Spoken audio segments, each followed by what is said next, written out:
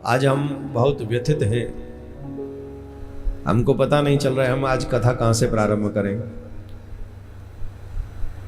कल जो पहलगांव में बड़ी भयानक घटना घटी है,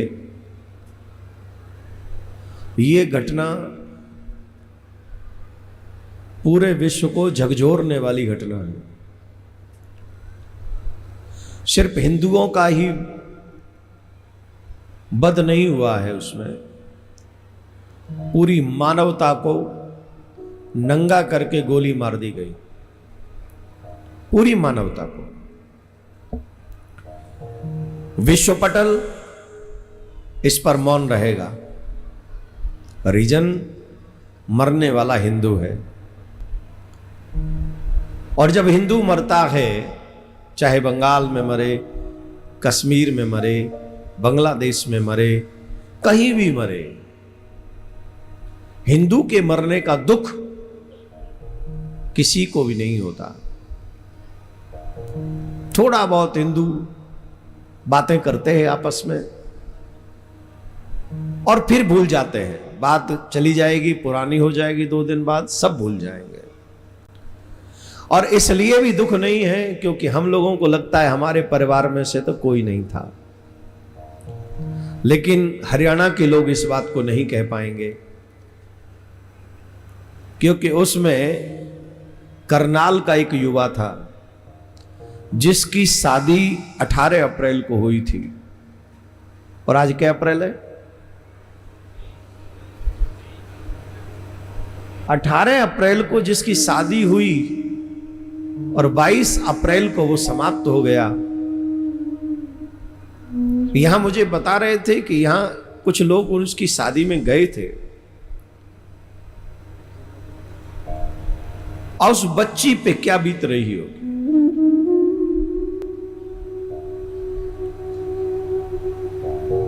कौन उस बच्ची के दुख को समझेगा?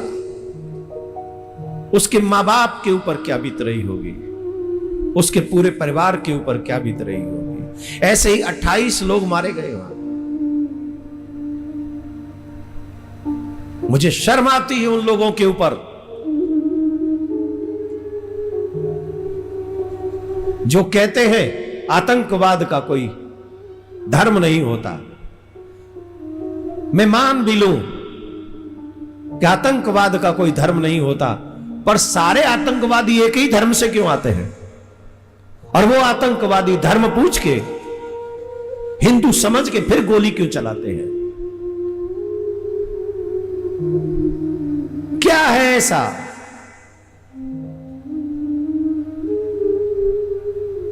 और तथा कथित कुछ सेकुलर लोग अभी भी कह रहे कि उसमें एक उसी धर्म का व्यक्ति मारा गया। अरे पापियों, किसी से मत डरो, कम से कम भगवान से तो डरो। किसी और को जवाब नहीं देना, भगवान को तो जवाब देना है। 27 मर गए, धर्म पूछ के मारे गए।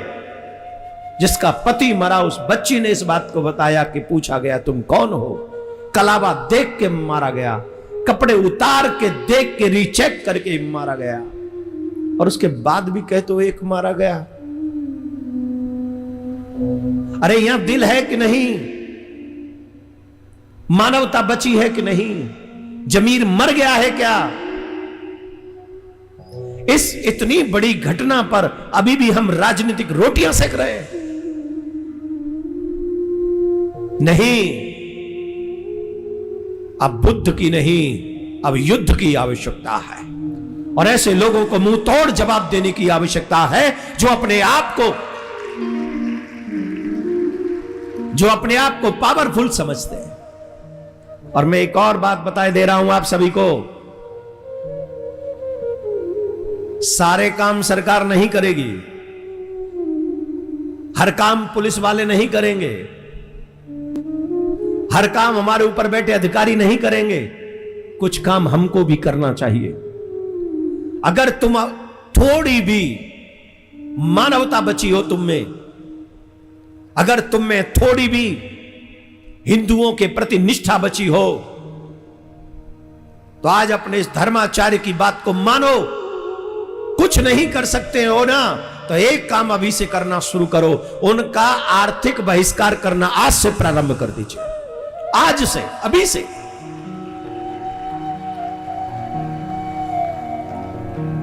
जब आप आज से आर्थिक बहिष्कार उन लोगों का कर देंगे तो उन्हें अपनी गलती का एहसास होगा, और हमारी तरफ से यही सच्ची श्रद्धांजलि उन 28 लोगों को होगी जो उन आतंकवादियों की भेंट चढ़ गए। और तुम अगर ऐसा भी नहीं कर सकते हो ना, तो कोई बात नहीं, आज उनकी बारी है डरना जब कल हमारी बारी होगी, क्योंकि इनका स्वभाव तो यही है। पाकिस्तान में भी उन्होंने यही मॉडल अपनाया, बांग्लादेश में भी यही मॉडल अपनाया, बंगाल में भी यही मॉडल अपनाया, अब कश्मीर में देख लो, पहलगाम में जो हुआ है यही मॉडल है।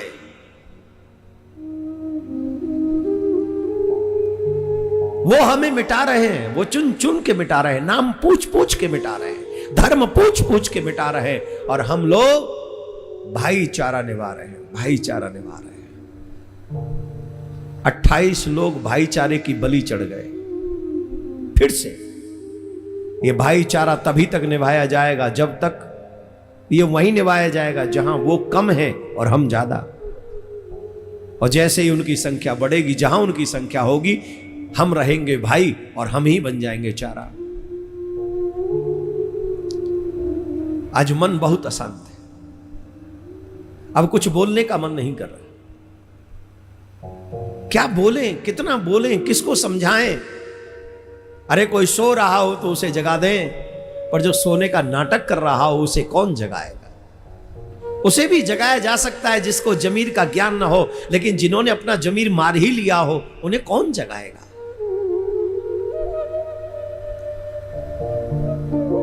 मुझे तो हर सनातनी अपना लगता है, किसी एक को भी चोट पहुंचती है तो डायरेक्ट चोट यहां लगती है। मन करता है दहाड़ मार मार के रोऊं, उस व्यवस्था पर रहूं जिस व्यवस्था ने उस समय भी हमारे साथ अन्याय किया था और आज भी हमारे साथ लगातार अन्याय कर रही है। वही व्यवस्था, झूठा पर्दा डाल दिया गया भाईचारे का, भाईचारे का, भाईचारे का।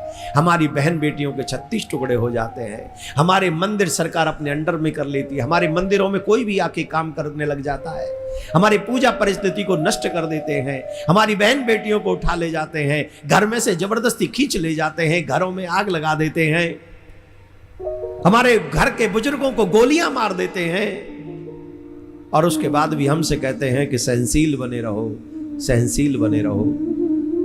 और तब तक बने रहना सहनशील जब तक आखिरी हिंदू न मर जाए। बने रहो सहनशील, बनो सहनशील, तब तक बने रहना जब तक आखिरी हिंदू मर न जाए।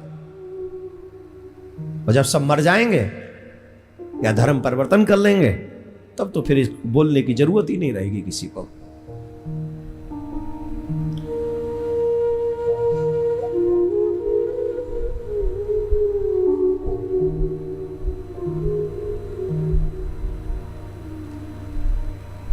राधे राधे।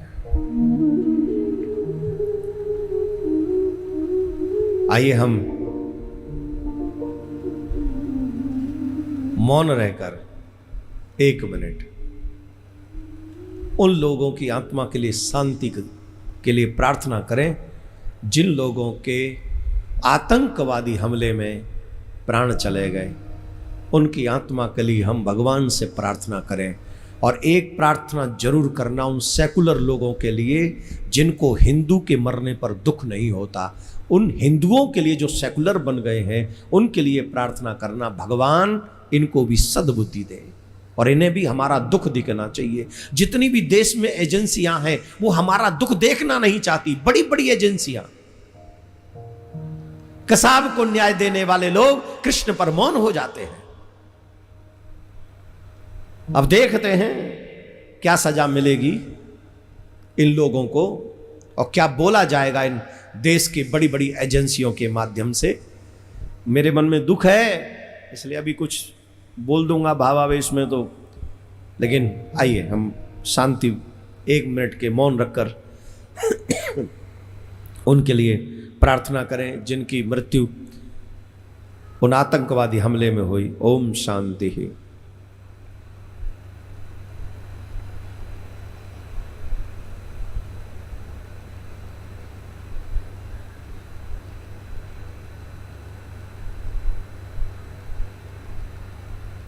कहने को बहुत कुछ है, मेरा दर्द किसे सुनाऊं, सब तो बह रहे हैं स्वार्थ की आग में, सब बह रहे हैं, सब अपने मतलब का बोलते हैं, जहां मतलब नहीं होता वहां से निकल जाते हैं। फिर एक बार कह रहा हूं, हिंदुओं को अपनी लड़ाई स्वयं लड़नी पड़ेगी। कोई राजनीतिक व्यक्ति हमारी लड़ाई नहीं लड़ेगा। कोई बड़ी बड़ी कंपनियों में, एजेंसियों में बैठे हुए लोग, मैं नाम नहीं ले रहा हूं, एजेंसी से बहुत कुछ समझ लेना आप। हमारे पक्ष में किसी का ध्यान नहीं, सबसे ज्यादा हम ही हैं, हम ही टैक्स चुकाते हैं, हमारे टैक्स से सबको नौकरी की सैलरी मिलती है, लेकिन हमारे ही बारे में कोई नहीं सोचेगा। सेकुलर जो बनना है, महान जो बनना है, उस महानता की भेंट अगर अपना हिंदू चढ़ता है तो चढ़े, मरता है तो मरे। बड़ी बड़ी एजेंसियां, इशारा ही काफी है, हम सबको अनाथ कर चुकी हैं। कोई ईमानदारी से न्याय भी हमारे साथ नहीं करना चाहता। इसलिए अब वो समय आ गया है जब हमें अपनी लड़ाई अपने बच्चों के खातिर लड़नी ही चाहिए। जो बोली समझे उसे बोली की भाषा समझाओ, और जो बोलो आगे भाषा समझे उसको गोली की भाषा समझाओ। जिस भाषा में कोई समझे अपने देश, अपने संविधान की रक्षा के लिए, धर्म की रक्षा के लिए, उस भाषा का प्रयोग हमको करना ही चाहिए। और हम जिस जगह पर बैठे हैं, भगवान श्री कृष्ण ने यही सिखाया था।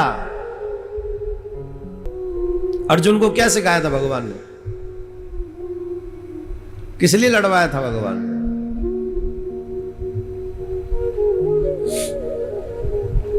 ये बात हमको भी बहुत जल्दी समझनी पड़ेगी, सीख लेनी चाहिए। जितना जल्दी समझ लोगे उतना ही अच्छा होगा।